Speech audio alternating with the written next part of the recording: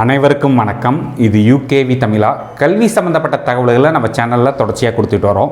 அதுமாதிரி ப்ரெசென்ட்டாக ஒரு 11th and 12th standard படிச்சுட்டு இருக்க ஸ்டூடெண்ட்ஸ் மற்றும் பேரண்ட்ஸ் அவங்க அடுத்து என்ன படிக்கலாம், எங்கே படிக்கலாம், எப்படி படிக்கலாங்கிற ஒரு கான்செப்டை பேஸ் பண்ணி வீடியோஸுங்கிறது கொடுத்துட்டு வரோம். இப்போ ப்ரெசென்ட்டாக 12th ஸ்டாண்டர்ட் படிச்சுட்டு இருக்க ஸ்டூடெண்ட்ஸ்க்கு என்ன மாதிரியான நுழைவுத் தேர்வுகள்லாம் அனௌன்ஸ்மெண்ட் பண்ணியிருக்காங்க, அந்த நுழைவுத் தேர்வுகளுக்கு எப்படி அப்ளை பண்ணலாம், எப்படி ப்ரிப்பேர் பண்ணலாம், இதை பற்றின A to Z தகவல்கள் கொடுத்துட்டு வர்றாங்க. இந்த பர்டிகுலர் வீடியோவில் நான் சொல்லக்கூடிய விஷயம் என்ன அப்படின்னு பார்த்தீங்கன்னா, இப்போ பர்டிகுலராக இந்த JEE மெயின்ஸுங்கிற எக்ஸாமுக்கான அப்ளிகேஷன் இப்போ ஓப்பன் ஆகி நிறைய பேர் வந்து அப்ளை பண்ணிட்டீங்க, சரிங்களா? இதில் ஒரு முக்கியமான இஷ்யூ என்னென்னு பார்த்தீங்கன்னா, இந்த கம்யூனிட்டி சர்டிஃபிகேட் இஷ்யூன்னு சொல்லுவாங்க. ஸோ இந்த கம்யூனிட்டி சர்டிஃபிகேட் இஷ்யூவில் மெயினாக பாதிக்கப்படுறது யாருன்னு பார்த்தீங்கன்னா, இந்த OBC NCL கேட்டகரியை சேர்ந்தவங்க தான். ஸோ இந்த பர்டிகுலர் வீடியோவில் நான் சொல்லக்கூடிய விஷயம் என்ன அப்படின்னு பார்த்தீங்கன்னா, இந்த OBC NCL சர்டிஃபிகேட்னா என்ன, ரெண்டாவது இந்த OBC NCL சர்டிஃபிகேட்டை யாரெல்லாம் வாங்கணும், மூணாவது இந்த OBC NCL சர்டிஃபிகேட் எங்கேயெல்லாம் பயன்படும் அப்படிங்கிற இந்த 3 விஷயத்தை பற்றி மட்டும் தான் நான் பேச போகிறேன். இல்லை, முதல் விஷயம் OBC NCL அப்படின்னா என்ன அப்படின்னு பார்த்தீங்கன்னா, அதர் பேக்வேர்டு கிளாஸ் நான் க்ரீமி லேயர் அப்படிங்கிற இந்த வார்த்தையை தான் இவங்க என்ன சொல்கிறாங்கன்னா OBC நான் க்ரீமி NCL அப்படின்னு இவங்க வந்து சொல்கிறாங்க.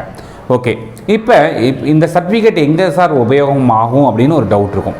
முதல் விஷயம், இப்போ இங்கே தமிழ்நாட்டை பொறுத்த வரைக்கும் இந்த இடஒதுக்கீடுன்னு சொல்லக்கூடிய ரிசர்வேஷன் பாலிசிங்கிறது எப்படி பிரிச்சிருக்காங்கன்னா, முதல்ல OC, BC, BCM, MBC, SC, SCA, ST இப்படின்னு கேட்டகரைஸ் பண்ணியிருக்கிறாங்க. இது வந்து தமிழ்நாட்டுக்குள்ளே மட்டும்தான் இப்படி வந்து இந்த ரிசர்வேஷன் க்ரைட்டீரியா கேட்டகரைஸ் பண்ணியிருக்காங்க. அதே நேரங்களில் வந்து பார்த்திங்கன்னா, உங்களுக்கு மத்திய அரசாங்கம், அதாவது ஆல் ஓவர் இந்தியாவுக்கு பார்க்குறப்ப எப்படி கேட்டகரைஸ் பண்ணியிருக்காங்கன்னா, 5 கேட்டகரியாக மட்டும் கேட்டகரைஸ் பண்ணியிருக்காங்க. முதல் விஷயம் என்ன அப்படின்னு பார்த்தீங்கன்னா, அவங்க வந்து என்ன சொல்கிறாங்கன்னா, இங்கே நம்ம வந்து OCன்னு சொல்கிறது அங்கே வந்து ஜென்ரலுங்கிறாங்க. இந்த ஜென்ரலில் யாரெல்லாம் வருவாங்க அப்படின்னு பார்த்தீங்கன்னா, நீங்கள் வந்து பெரும்பாலும் இங்கே OC கேட்டகரியில் இருக்கவங்க அங்கே ஜென்ரலில் வருவாங்க. ரெண்டாவது, நீங்கள் எந்த கம்யூனிட்டி சர்டிஃபிகேட்டை சப்மிட் பண்ணலைனாலும் என்ன கம்யூனிட்டியை சேர்ந்தவங்களாக இருந்தாலும் ஜென்ரலில் வருவீங்க. ரெண்டாவது EWS, தமிழ்நாட்டில் BC கம்யூனிட்டியில் இருக்கக்கூடிய சில பிரிவினர் அங்கே வந்து சென்ட்ரல் லிஸ்ட்டில் வந்து OC கேட்டகரியில் EWS கேட்டகரியில் வரதாகவும் சில பேர் சொல்கிறாங்க. மூணாவது OBC NCL, தமிழ்நாட்டில் BC, BCM, MBC இந்த 3 கேட்டகரியில் இருக்கக்கூடிய மக்கள் எந்த கேட்டகரியில் வருவாங்கன்னா OBCங்கிற கேட்டகரியில் வந்துடுவாங்க. அதில் க்ரீமி லேயரா நான் க்ரீமி லேயராங்கிறது தான் இப்போ பிரச்சனை. அடுத்து SC, SCA அங்கே கம்பைண்டாக SC சொல்லுவாங்க. தென் இங்கே ST கம்யூனிட்டி அங்கே ST கம்யூனிட்டியாக சொல்லுவாங்க. இப்போ முக்கியமாக நம்ம கான்சன்ட்ரேட் பண்ணுறது OBC NCL சர்டிஃபிகேட் எதுக்கு வாங்கணும். ஓகே, இப்போ OBC NCL சர்டிஃபிகேட் எதுக்கு வாங்கணும்னா, நீங்கள் வந்து ரிசர்வேஷன் க்ரைட்டீரியாவை, அதாவது இடஒதுக்கீட்டு முறையை பயன்படுத்தணும், அதோட சலுகைகள் பயன்படுத்தணும் அப்படின்னா நம்ம வந்து OBC NCL சர்டிஃபிகேட்டுங்கிறது சப்மிட் பண்ணணும். ஸோ OBC NCL சர்டிஃபிகேட்டுங்கிறப்ப BC கம்யூனிட்டி, BC முஸ்லீம் கம்யூனிட்டி, BCMனு தமிழ்நாட்டில் சொல்லக்கூடிய BC முஸ்லீம் கம்யூனிட்டி மற்றும் MBC கம்யூனிட்டியை சேர்ந்தவங்க இந்த OBC NCL சர்டிஃபிகேட்டை வாங்கணும். சரி சார், இதில் என்ன சார் ப்ராப்ளம் அப்படின்னு பார்த்தீங்கன்னா, இப்போ நம்ம தமிழ்நாட்டை சேர்ந்த பெரும்பான்மையான மாணவர்கள் மற்றும் பெற்றோர்கள் நம்ம வாங்கி வச்சுருக்க சர்டிஃபிகேட்டுங்கிறது வந்து பார்த்திங்கன்னா, ஒரு வேளை நீங்கள் இந்த 3 கேட்டகரிக்குள்ளே வர்றீங்கன்னா BCன்னு வாங்கி வச்சுருப்பீங்க, BCMனு வாங்கி வச்சுருப்பீங்க, MBCன்னு வாங்கி வச்சுருப்பீங்க. பட் வந்து இந்த சர்டிஃபிகேட்டுங்கிறது தமிழ்நாட்டுக்குள்ளே மட்டும்தான் செல்லும். நீங்கள் ஒரு தேசிய அளவிலான கல்வி நிறுவனங்களுக்கு போகிறீங்க, உதாரணத்துக்கு ஒரு IITயில் படிக்க விரும்புகிறோம், ஒரு NITயில் படிக்க விரும்புகிறோம், இந்த ஜோசா கவுன்சிலிங்கிற அட்டன் பண்ண விரும்புகிறோம். இது நம்ம நிறைய பேர் நினச்சிட்டு இருக்கோம், இந்த OBC NCL சர்டிஃபிகேட்டுங்கிறது JEE எக்ஸாமுக்கு மட்டும் தான் இந்த பிரச்சனை வருதுன்னு நினச்சிட்டு இருக்கோம். அப்படி கிடையாதுங்க. நீங்கள் தேசிய அளவிலான எந்த ஒரு நுழைவுத் தேர்வுகள் எழுதினாலுமே நீங்கள் இந்த OBC NCL சர்டிஃபிகேட்டை சப்மிட் பண்ணணும், அந்த கேட்டகரியை சேர்ந்தவங்க. அப்போ இந்த OBC NCL சர்டிஃபிகேட்டை நம்ம முன்னமே வாங்கி வச்சுருக்கணும். பட் தமிழ்நாட்டில் இன்னும் நிறைய பேர் வந்து அந்த OBC NCL சர்டிஃபிகேட் ப்ரெசென்ட்டாக +2 படிச்சுட்டு இருக்க மாணவர்களோட பெற்றோர்கள் வாங்கவே இல்லை.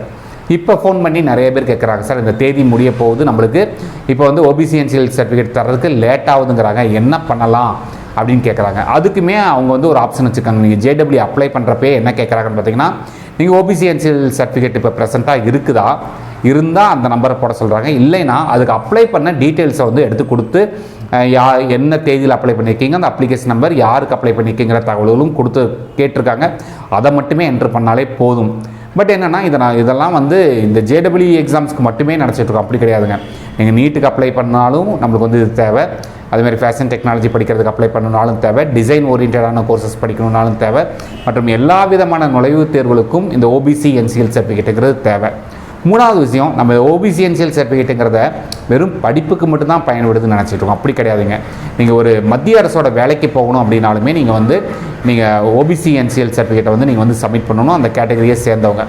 மூணாவது இதில் முக்கியமான பிரச்சனை என்னன்னு பார்த்தீங்கன்னா, இப்போ யாரோட குடும்ப வருமானம்லாம் வருஷத்துக்கு 8 லட்ச ரூபாய்க்கு மேலே இருக்குதோ அவங்களுக்கு வந்து இந்த ஓபிசி என்சிஎல் சர்டிஃபிகேட் தர்றதில்லை அப்படின்னு சொல்லிட்டு ஒரு விஷயம் போயிட்டுருக்குங்க. அதில் தான் முக்கியமான விஷயம் நான் சொல்ல போகிறேன். என்ன சொல்ல போகிறேன்னு பார்த்தீங்கன்னா, இந்த ஓபிசி என்சிஎல் சர்டிஃபிகேட் வாங்குறப்ப நீங்கள் காட்டக்கூடிய வருமானங்கிறது 8 லட்ச ரூபாய்க்கு மேலே இருக்குது, உங்களுக்கு தரலைன்னா அதில் தான் ஒரு ஸ்ப்ளிட்டப் பார்க்கணும். என்ன ஸ்ப்ளிட்டப் பார்க்கணும் அப்படின்னு பார்த்தீங்கன்னா, அதாவது நீங்கள் ஒரு வேலைக்கு போகிறீங்க, அந்த வேலைக்கு போய் சம்பளமாக வாங்குறோம் இல்லைங்க, அந்த சம்பளம் 8 லட்ச ரூபாய்க்கு மேலே இருந்தால் அதை கன்சிடர் பண்ண தேவையில்லை. ரெண்டாவது, நீங்கள் விவசாயம் பண்ணுறீங்க, விவசாயத்து மூலமாக 8 லட்ச ரூபாய்க்கு மேலே சம்பளம் வந்துச்சுன்னா அதையும் கன்சிடர் பண்ண தேவையில்லை. நீங்கள் எங்கே கன்சிடர் பண்ணணும் பார்த்தீங்கன்னா, நீங்கள் ஒரு தொழில் செஞ்சு அந்த தொழிலில் வந்து வருமானம் 8 லட்ச ரூபாய்க்கு மேலே இருந்தால் மட்டும்தான் நீங்கள் ஓபிசி என்சிஎல்ங்கிற கேட்டகரிக்கு வரமாட்டீங்க. நீங்கள் ஓபிசி சிஎல் போவீங்க. மற்ற எல்லாருமே நீங்கள் உங்கள் சம்பளம் 8 லட்ச ரூபாய்க்கு மேலே இருந்தாலுமே நீங்கள் வந்து ஓபிசி என்சிஎல் சர்டிஃபிகேட்டுங்கிறது வாங்க முடியும். சரிங்களா? ஸோ இது சம்மந்தமாக ஜிஓஸ் இருக்குது. எல்லா யூடியூப் சேனல்லையுமே இதை ஒவ்வொரு வருடமும் நாங்களும் சொல்லிகிட்டு இருக்கோம். இது சம்மந்தமாக ஏற்கனவே நானே ஒரு வீடியோங்கிறது போட்டிருக்கேங்க. ஸோ முடிஞ்ச அளவுக்கு இந்த சர்டிஃபிகேட்ஸை வாங்கி வச்சுக்கோங்க. நாலாவது விஷயம், இந்த ஓபிசி என்சிஎல் சர்டிஃபிகேட் எப்போ வரைக்கும் செல்லும் அப்படிங்கிறதான் இப்போ விஷயம். ஏன்னா இப்போ எல்லாருமே இப்போ ஓபிசி என்சிஎல் சர்டிஃபிகேட் வாங்கிட்டோம். நார்மலாக தமிழ்நாட்டை பொறுத்த வரைக்கும் ஒரு கம்யூனிட்டி சர்டிஃபிகேட் வாங்கினீங்கன்னா நீங்கள் வாங்கின தேதியிலேருந்து அடுத்து 1 வருஷத்துக்கு வரைக்கும் வந்து பார்த்திங்கன்னா நமக்கு வந்து இந்த கம்யூனிட்டி சர்டிஃபிகேட்டுங்கிறது செல்லும். பட் இந்த ஓபிசி என்சிஎல் சர்டிஃபிகேட் அப்படி கிடையாதுங்க. நீங்கள் ஒரு வருடத்தில் எந்த தேதியில் எந்த மாதத்தில் நீங்கள் ஓபிசி என்சிஎல் சர்டிஃபிகேட் வாங்கியிருந்தாலும் சரி, அது வந்து எப்போ வரைக்கும் செல்லும்னு பார்த்தீங்கன்னா, இந்த ஃபினான்சியல் இயர் எண்டுன்னு சொல்லுவாங்க. மார்ச் 31 சொல்லுவாங்க. மார்ச் 31 சொல்லுவாங்க. அந்த இப்போ நீங்கள் உதாரணத்துக்கு மார்ச் 1 தான் சார் வாங்கியிருக்கேன், அப்போ நான் எனக்கு அடுத்த மார்ச் வரைக்கும் இருக்குமான்னு கேட்டால் கிடையாது. அந்த வருஷத்தோட மார்ச் 31 இந்த சர்டிஃபிகேட்டோட வேலிடிட்டிங்கிறது முடிய போகுதுங்க. ஸோ இந்த சர்டிஃபிகேட்டுங்கிறது இவ்வளோ முக்கியத்துவம். இப்போ நிறைய பேர் நினைக்கிறாங்க இதோட பாதிப்புங்கிறது வெறும் ஓபிசி என்சிஎல் கேட்டகரிக்கு மட்டும் தான் இந்த ரிசர்வேஷன் க்ரைட்டீரியா நினச்சிட்டு இருக்காங்க. அப்படி கிடையாதுங்க. நீங்கள் உதாரணத்துக்கு சில கம்யூனிட்டிஸ், தமிழ்நாட்டில் சில கம்யூனிட்டிஸ் வந்து பார்த்திங்கன்னா சென்ட்ரல் லிஸ்ட்டில் போகிறப்ப அவங்க இடபிள்யூஎஸ்ங்கிற கேட்டகரியில் வர்றாங்க. அதுக்கு ஒரு 10% ரிசர்வேஷன் இருக்குது. ஆனால் அது தெரியாமல் நிறைய பேர் என்ன பண்ணுறாங்கன்னா ஜென்ரலில் அப்ளை பண்ணிடுறீங்க.